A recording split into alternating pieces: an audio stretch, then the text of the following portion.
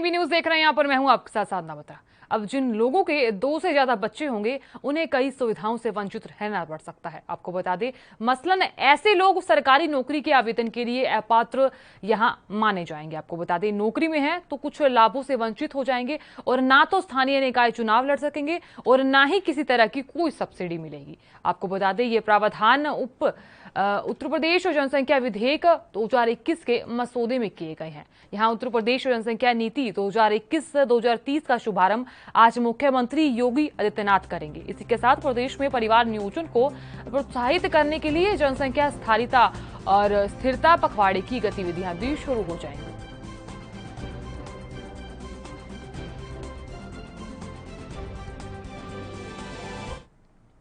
उत्तर प्रदेश में शनिवार को ब्लॉक प्रमुख पद के लिए चुनाव हुए और इन चुनावों में बीजेपी को शानदार जीत हासिल हुई। राज्य में 825 सीटों में से 334 पर निर्विरोध ब्लॉक प्रमुख चुने गए और जबकि ये 476 सीटों की बात करें तो यहां आज मतदान हुआ और इन चुनावों में बीजेपी को 600 से ज्यादा सीटों पर जीत मिली और जबकि सपा की बात करें तो सपा सिर्फ 100 के मतदान के भीतर ही सिमट गई। वहीं कांग्रेस का जो चुनाव है वो सुपड़ा साफ हो गया। बताया जा रहा है कि यहां तक कांग्रेस ने सोनिया गांधी के गढ़ कहे जाने वाले रायबरेली तक में अपने प्रत्याशी नहीं उतार पाई। कांग्रेस ने जिले के 18 ब्लॉकों में ब्लॉक प्रमुख बनाने के लिए दूसरी पार्टी के प्रत्याशियों को वोक ओवर दिया था।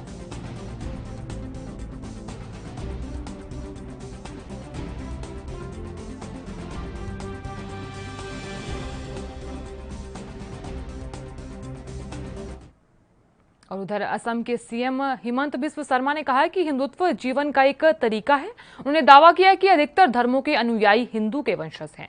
भारतीय जनता के जो वरिष्ठ नेता हैं, उन्होंने राज्य में उनकी सरकार का दूसरा महीना पूरा होने के मौके पर आयोजित संवाददाता सम्मेलन में कहा कि हिंदुत्व की शुरुआत 5000 साल पहले हुई थी और इसे रोका नहीं जा सकता। साथ ही उन्होंने कहा कि हिंदुत्व जीवन का एक तरीका है, मैं या इसे कोई कैसे रोक सकता है। लगभग हम सभी हिंदुओं के वंशज हैं। यहाँ हिमंत बिस्व शर्मा ने कहा है कि हिंदुत्व को हटाया नहीं जा सकता क्योंकि इसका मतलब होगा कि अपनी जड़ों और मातृभूमि से दूर जाना। लव जिहाद के मुद्दे के बारे में उन्होंने कहा कि उन्हें इस शब्द को लेकर आपत्ति है, लेकिन उन्होंने कहा कि किसी को भी महिला को धोखा देने की अनुमति नहीं दी जाएगी। शर्मा ने कहा कि सरकार किसी भी महिला को किसी के द्वारा धोखा दिए जाने को लेकर बर्दाश्त नहीं करेगी, चाहे वो हिंदू हो चाहे वो मुस्लिम महिला हो। हमारी बहनों की सुरक्षा सुनिश्चित करने के लिए ऐसे अपराधियों के खिलाफ उचित कार्रवाई की जाएगी। हिंदू लड़के की तरफ से हिंदू लड़की से झूठ बोलना भी जिहाद है।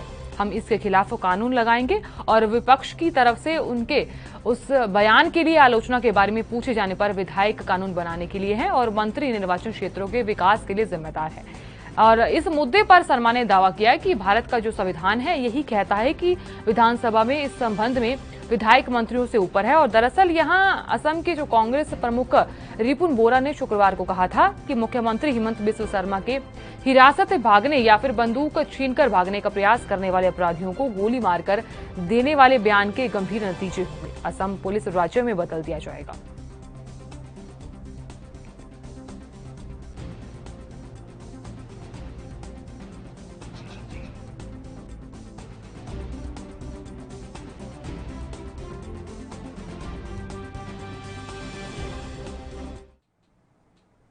और देश में ईंधन की कीमतों पर लगातार इजाफा हो रहा है। आपको बता दें, पेट्रोल डीजल की कीमतों पर आज मामूली राहत की खबर निकल कर आई है।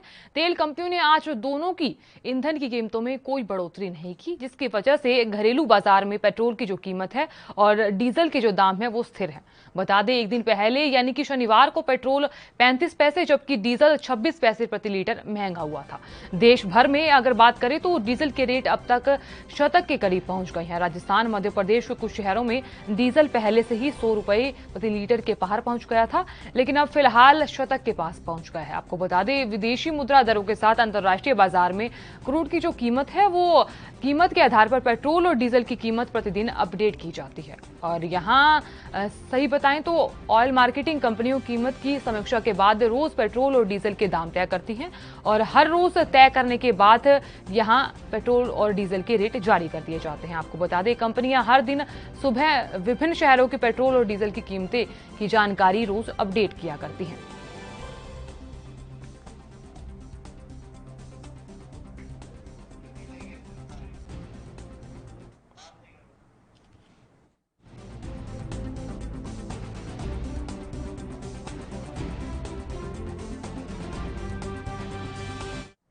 उधर पूर्व केंद्रीय मंत्री थावरचंद गहलोत आज कर्नाटक के 19वें राज्यपाल के रूप में शपथ लेंगे। आपको बता दें, कर्नाटक सरकार की एक आधिकारिक विज्ञप्ति के मुताबिक गहलोत सुबह 10:30 बजे राजभवन में शपथ लेंगे। गहलोत वजुभाई की जगह लेंगे, जो 2014 से कर्नाटक के राज्यपाल हैं। कर्नाटक हाईकोर्ट के मुख्य न्यायाधीश न्यायमूर्ति अभय श्रीनिवास ओका गहलोत को पद और गोपनीयता की शपथ दिलाएंगे। आपको बता दें, गहलोत को 6 जुलाई को कर्नाटक का राज्यपाल नियुक्त किया गया था और वो उन 12 केंद्रीय मंत्रियों में शामिल है जिन्होंने 7 जुलाई को केंद्रीय मंत्रिमंडल विस्तार से पहले प्रधानमंत्री नरेंद्र मोदी की मंत्रिपरिषद से इस्तीफा दे दिया था। वो 2019 से राज्यसभा में सदन के नेता थे। गहलोत ने 2006 और 2014 के बीच बीजेपी की कर्नाटक इकाई के प्रभारी के रूप में काम किया था, जब वो पार्टी के महासचिव थे। और आपको बता दें कि थावरचंद गहलोत 1996 से 2009 तक शाजापुर से लोकसभा सांसद रहे और 2009 की बात करें तो 2009 का लोकसभा चुनाव भी हार गए थे और 2012 में उन्हें राज्यसभा के लिए भेजा गया था। कर्नाटक के राज्यपाल के रूप में उन्हें गहलोत की नियुक्ति का स्वागत करते हुए यहां सीएम बीएस येदियुरप्पा ने कहा कि राज्य को सार्वजनिक जीवन में उनके लंबे अनुभव और सामाजिक न्याय के प्रति प्रतिबद्धता से लाभ होगा।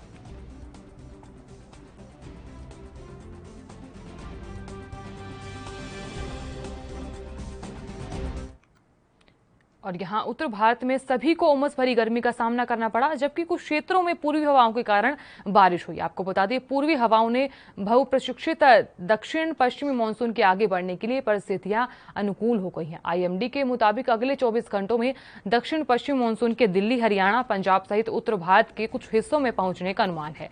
और इधर दूसरी ओर दिल्ली में शनिवार को भी मानसून ने दस्तक नहीं दी। अब अगले 24 घंटों में यह राष्ट्रीय राजधानी में पहुंच सकता है, ये अनुमान लगाए जा रहे हैं। और राज्य में उमस भरी गर्मी रहने के साथ ही अधिकतम जो तापमान है वो 39.8 डिग्री सेल्सियस दर्ज किया गया, जो सामान्य से 4 डिग्री ज्यादा है।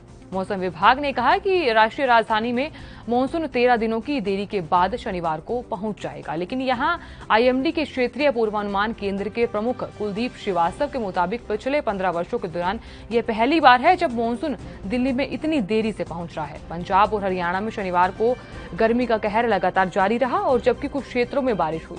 हरियाणा के नारनौल की बात करें तो वहां नारनौल में अधिकतम जो तापमान है वो सामान्य से 4 डिग्री अधिक 41.2 डिग्री सेल्सियस दर्ज किया गया।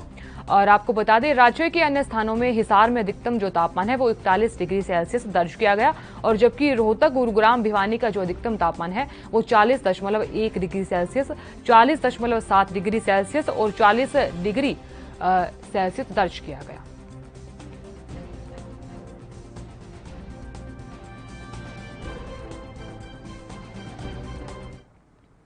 और वहीं सीएम पिनराई विजयन ने मीडिया को संबोधित करते हुए कहा कि राज्य में कोरोना से होने वाली मौतों की कोई अंडर रिपोर्टिंग नहीं है। विजयन ने कहा कि राज्य डेथ प्रोटोकॉल का पालन नहीं कर रहा और यहां आईसीएमआर ने भी कई बार इस बात की सराहना की है। सीएम विजयन ने कहा कि ऐसी कठिनाई परिस्थिति में सभी मौतों को दर्ज करना बेहद ही मुश्किल है।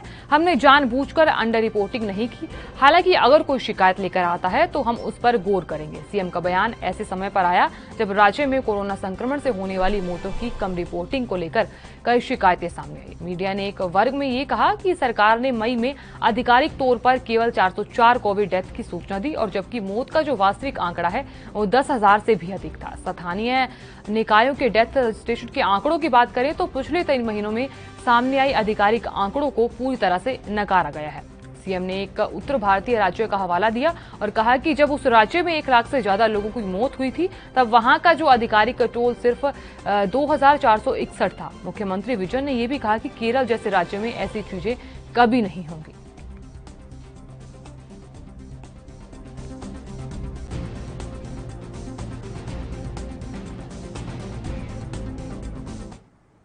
और वहीं बात अब यूपी के झांसी की कर लेते हैं, जहां ब्लॉक प्रमुख के चुनाव को लेकर पुलिस प्रशासन पूर्ण रूप से सख्त रहा और हर एक विपरीत परिस्थितियों से निपटने के लिए सक्षम भी रहा।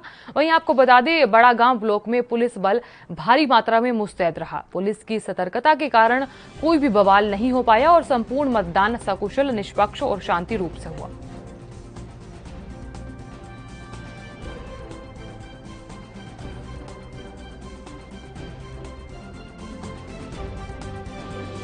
झांसी जनपद में ब्लॉक प्रमुखी के चुनाव को लेकर पुलिस प्रशासन पूर्ण रूप से सख्त नजर आया है, अपनी पूर्ण रूप से कमर कसे हुए दिखा है। वहीं आपको बता दें कि बड़ागांव ब्लॉक, चिरगांव ब्लॉक और बवीना ब्लॉक कई सारे जितने लगभग 6 से 7 ब्लॉकों में चुनाव संपन्न हुआ है और पूर्ण रूप से अपनी मुस्तैदी पुलिस प्रशासन के द्वारा दिखाई गई। साथ ही साथ आपको बता दें कि बड़ागांव ब्लॉक में ना तो कोई बवाल हुआ और ना ही कोई घटना हुई है और पूर्ण शांति व्यवस्था और पूर्ण शांति रूप से चुनाव संपन्न हुआ। साथ ही साथ पुलिस प्रशासन के द्वारा पूर्ण अपनी सुरक्षा से मतदाताओं को मतदाता केंद्र तक छोड़ा गया और वहां से वापस लाया गया। इसके अलावा झांसी जनपद के बड़ागांव ब्लॉक में समाजवादी पार्टी के कुल 25 वोट और भारतीय जनता पार्टी के कुल 31 वोट गिरे हैं, जिसमें भारतीय जनता पार्टी के प्रत्याशी 6 वोट से विजयी घोषित हुए।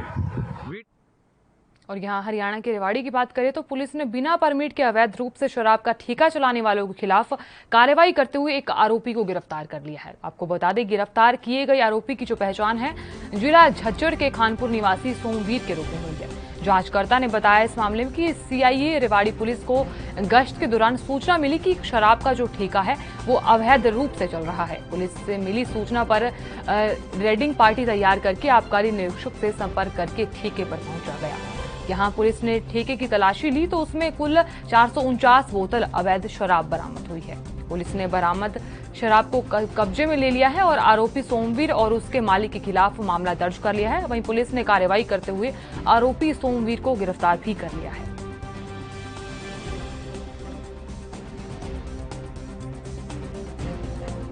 अवैध रूप से नहर में ठेका चला रहा था शराब का, उसके खिलाफ कार्रवाई करके मुकदमा दर्ज किया है और उससे 192 बोतल देसी व 185 बोतल अंग्रेजी, 72 बोतल बियर बरामद करके आरोपी को गिरफ्तार किया जा चुका है। इसको ठेका तो ये अभी चला है क्योंकि पहले तो ये मंजूर शुदा था, अब ये नहीं। और यहाँ कोरोना वायरस की दूसरी लहर की जो गति है वो कुछ ही दिनों पहले थमी थी और इसके बावजूद भी यहाँ लोग लापरवाही करने लगे हैं। हिमाचल प्रदेश, उत्तराखंड समेत कई राज्यों में पर्यटक कोविड प्रोटोकॉल्स का जमकर उल्लंघन करते हुए नजर आ रहे हैं और ऐसे में केंद्रीय गृह सचिव अजय भल्ला ने राज्य सरकारों की तरफ से हिल स्टेशन और पर्यटन स्थलों में कोविड-19 के प्रसार को रोकने के लिए उठाए गए कदमों की समीक्षा की और केंद्र ने राज्यों को कोरोना से जुड़ी 5 फोल्ड स्ट्रेटेजी को फॉलो करने के लिए कहा। बैठक के दौरान गोवा, हिमाचल प्रदेश, केरल, महाराष्ट्र, राजस्थान, तमिलनाडु, उत्तराखंड और पश्चिम बंगाल राज्यों में कोरोना स्थिति के मैनेजमेंट और टीकाकरण की स्थिति पर चर्चा की गई। उन्होंने जोर देते हुए कहा कि कोरोना की दूसरी लहर अभी खत्म नहीं हुई है। राज्यों को मास्क पहनने, सोशल डिस्टेंसिंग और अन्य निर्धारित प्रोटोकॉल का कड़ाई से पालन सुनिश्चित करवाना चाहिए।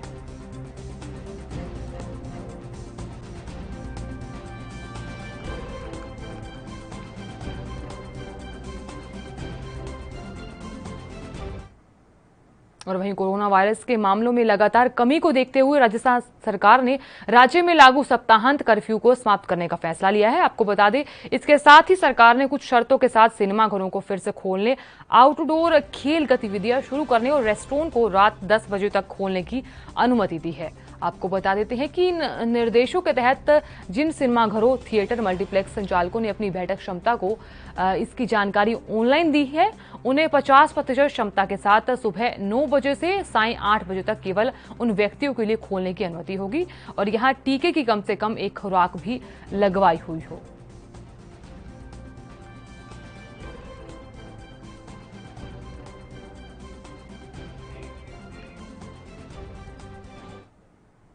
और यहाँ लेंगे छोटा सा ब्रेक, जल्द हाजिर होंगे।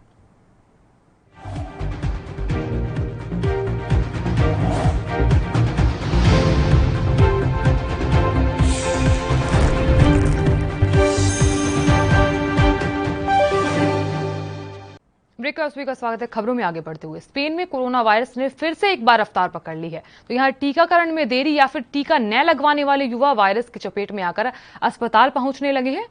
यहाँ विशेषज्ञों का कहना है कि डेल्टा वेरिएंट के फैलने से पहले ही ये तेजी दिख रही थी। हैरानी की बात यहाँ ये है कि वायरस तेजी के साथ फैल रहा है। यहाँ विशेषज्ञों ने कहा कि अस्पताल पहुंचने वाले अधिक लोग युवा हैं जिन्हें टीका नहीं लगा है, और ऐसे में अगर बात करें तो लोगों को आईसीयू की जरूरत तो नहीं पड़ रही, लेकिन यहाँ इमरजेंसी और वार्ड में ऐसे लोगों की संख्या बढ़ती जा रही है। और इसीलिए डॉक्टरों ने ये कहा कि अस्पताल पहुंचने वाले लोगों को स्वस्थ होने के लिए लंबे समय तक अस्पताल में रहने की स्थिति दिख रही है।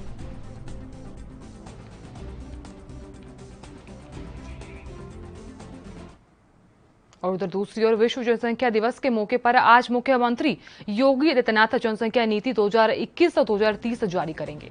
सीएम आज 11:30 बजे उत्तर प्रदेश जनसंख्या नीति 2021-2030 पेश करेंगे। विश्व जनसंख्या दिवस के मौके पर सीएम आवास पर यह कार्यक्रम होगा। आपको बता दें, इस आयोजन में जनसंख्या स्थिरता पखवाड़े का उद्घाटन भी किया जाएगा और यहाँ जो नई जनसंख्या नीति है उसके अगले 10 सालों के लिए मान्य होगी। मतलब कि 2021 से लेकर 2030 तक ये 10 साल तक ये नीति लागू की जाएगी। जनसंख्या नियंत्रण के लिए जागरूकता से लेकर परिवार नियोजन को बढ़ावा देने और हेल्थ क्लब बनाने पर जोर दिया जाएगा। यहाँ उत्तर प्रदेश में 2022 से विधानसभा चुनाव होंगे और इससे पहले सूबे के जो मुख्यमंत्री योगी आदित्यनाथ हैं उन्होंने एक बड़ा ऐलान किया है, जिसने न सिर्फ राजनीतिक पारे को बढ़ाने का काम किया है बल्कि यहाँ हिंदू मुस्लिम के खेल भी शुरू होने की पूरी गुंजाइश है। आपको बता दें, सीएम ने दो टूक साफ तौर पर कह दिया है कि उनकी सरकार यूपी में जल्द ही जनसंख्या नीति जो है वो लागू करने वाली है। आपको बता दें, यहाँ विश्व जनसंख्या दिवस आज है और इसी मौके पर यह नीति लागू होने वाली है। जनसंख्या नीति बनकर तैयार भी है और इसे जल्द ही लागू कर दिया जाएगा। सूत्रों के अनुसार जो जानकारी निकल कर आई है वो आज विश्व जनसंख्या दिवस के मौके पर मुख्यमंत्री योगी आदित्यनाथ नवीन जनसंख्या नीति आज जारी कर देंगे।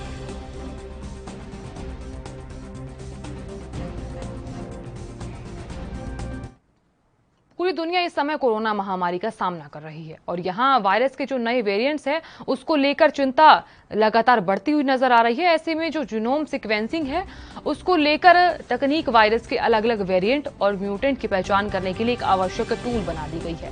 जीनोम सीक्वेंसिंग एक ऐसी तकनीक है जो आम लोगों में वायरस के बदलते स्वरूप को समझने और पहचानने में मदद करती है। देश में कोरोना की तीसरी लहर की संभावना और डेल्टा प्लस वेरिएंट के खतरे को देखते हुए राजधानी दिल्ली में जीनोम सीक्वेंसिंग लैब खोली गई है।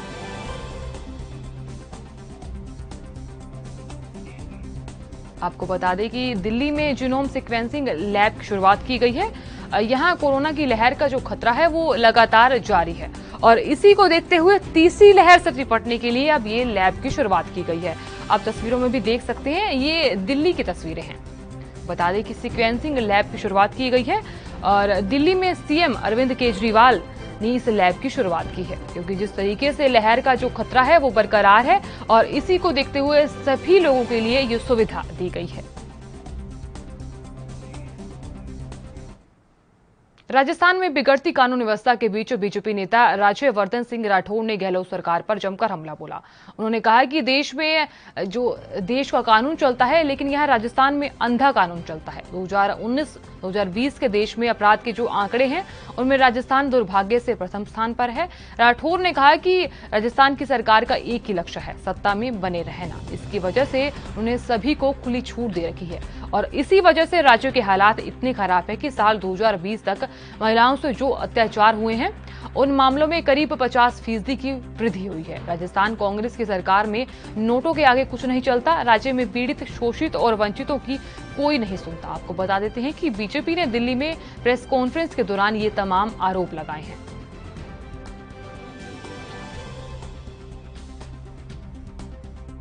इस देश के अंदर देश का कानून चलता है लेकिन राजस्थान के अंदर एक अंधा कानून चलता है।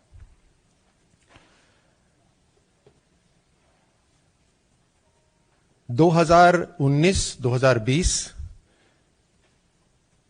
के देश के जो क्राइम के आंकड़े हैं उसके अंदर राजस्थान अनफॉर्चुनेटली नंबर 1 स्थान पर है। महिलाओं के ऊपर क्राइम पर नंबर 1 स्थान पर है।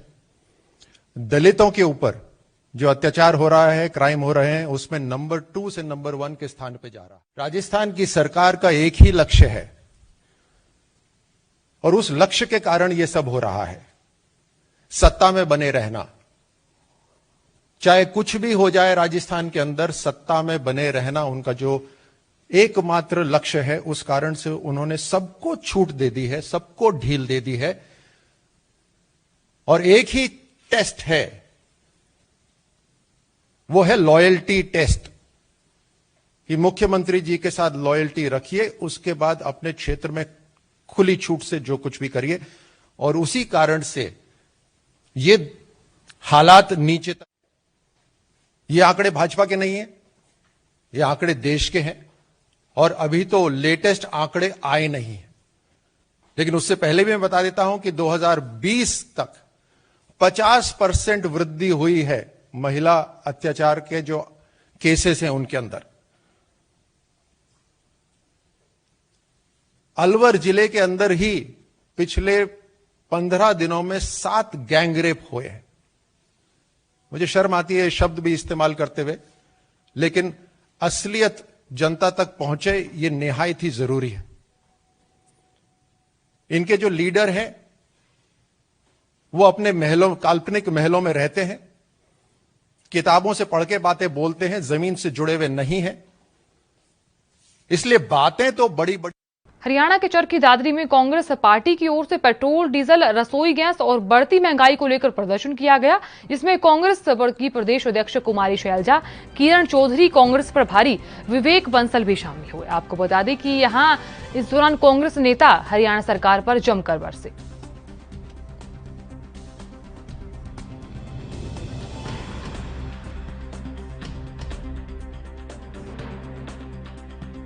हमारे जो कार्यकर्ता हैं उनकी भी एक इच्छा है। अब हमने जो अपने पर्यवेक्षक भी भेजे थे उनकी रिपोर्ट भी ले ली, लेकिन बीच में कोरोना का समय आ गया था तो वो कार्य पूरा नहीं हुआ।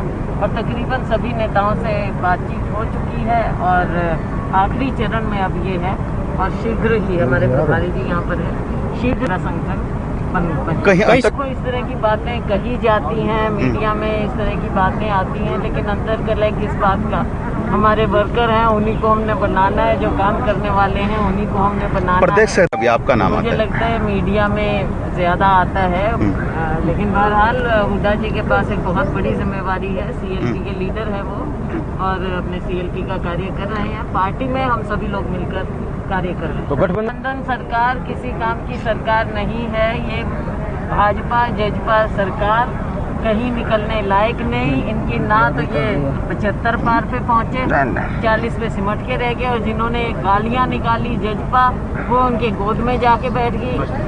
आलम ये है कि ये घर से नहीं निकल पा रहे, और अगली बार जब चुनाव होगा इन दोनों पार्टियों को जनता घर पे ही बिठा देगी। अभी आपका नाम मुझे लगता है मीडिया में ज्यादा आता है, लेकिन बहरहाल हुड्डा जी के पास एक बहुत बड़ी जिम्मेवारी है। सीएलपी के लीडर है वो और अपने सीएलपी का कार्य कर रहे हैं। पार्टी में हम सभी लोग मिलकर कार्य कर रहे हैं। तो गठबंधन सरकार किसी काम की सरकार नहीं है, ये भाजपा जजपा सरकार कहीं निकलने लायक नहीं। इनकी ना तो ये 75 पार पे पहुंचे, 40 पे सिमट के रह गए, और जिन्होंने गालियां निकाली जजपा वो उनके गोद में जाके बैठ गई। आलम ये है कि ये घर से नहीं निकल पा रहे, और अगली बार जब चुनाव हो। और वहीं दूसरी ओर केरल में कोरोना महामारी के प्रकोप के बीच अब जीका वायरस का खतरा भी मंडराने लगा है। एक गर्भवती महिला सहित 14 लोगों के मच्छर जनित वायरस से संक्रमित होने की पुष्टि के बाद राज्य के सभी जिलों में हाई अलर्ट जारी कर दिया गया है, और ये पहला मौका है जब जो केरल है उसमें जीका वायरस के मामले सामने आने लगे हैं। आपको बता दें केरल में जीका वायरस के बढ़ते मामलों को देखते हुए पड़ोसी राज्य कर्नाटक ने इस बीमारी को फैलने से रोकने के लिए दिशा निर्देश भी जारी कर दिए हैं।